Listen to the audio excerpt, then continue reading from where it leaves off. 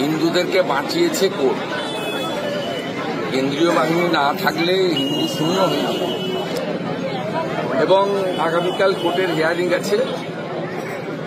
আমরা এনআইএ চেয়েছি, আমরা চেয়েছি জাতীয় মানবাধিকার কমিশন সিপিডব্লিউডির সাহায্য নিয়ে ক্ষয়ক্ষতি অ্যাসেসমেন্ট করে ক্ষতিপূরণ সরকারকে দেওয়া নির্দেশ কোর্ট দিক।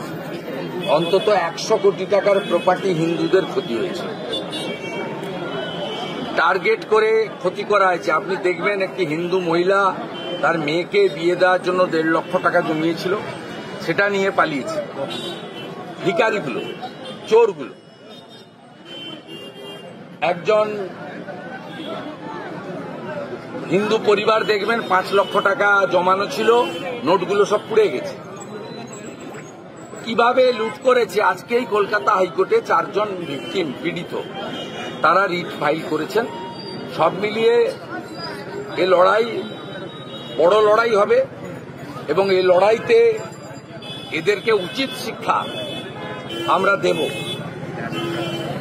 আমার অভিজ্ঞতা আছে, এখানেও কথায় কথায় মোটরসাইকেল নিয়ে কথায় কথায় হামলা করত। দেবব্রত মাইতির হত্যাকাণ্ড সিবিআই নেওয়ার পরে 11 জন গুন্ডা 1.5 বছরের বেশি জেলে থেকেছিল, 1.5 বছরের বেশি এলাকার বাইরে ছিল এবং এদেরও বেল ক্যান্সেল করার জন্য সুপ্রিম কোর্টে আমরা দ্বারস্থ হচ্ছি।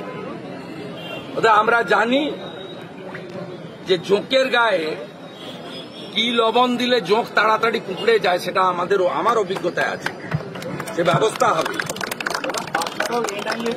এছাড়াও একাধিক সংস্থার তরফে কলকাতা হাইকোর্টে দ্বারস্থ সবাই চাইছে। তো তৃণমূলও তো এনআইএ চাইছে, বলছে বাংলাদেশ থেকে লোক এসছে, তুরস্ক থেকে টাকা এসছে। তা যদি বিদেশি যোগ থাকে তাহলে তো এনআইএ ইনভেস্টিগেশন করবে, স্টেট পুলিশ তো করবে না। আর যে এফআইআর হয়েছে, এফআইআরে এখানে এসে লিফলেট বিক্রি করেছিল 2021-এ মানিক চিটিংবাজ বলে একটা, ওর নাম এফআইআরে আছে। জঙ্গিপুরে গিয়ে উস্কেছে।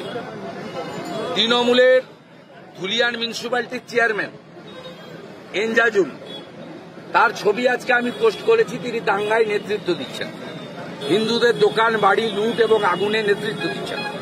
তৃণমূল তো সরাসরি যুক্ত।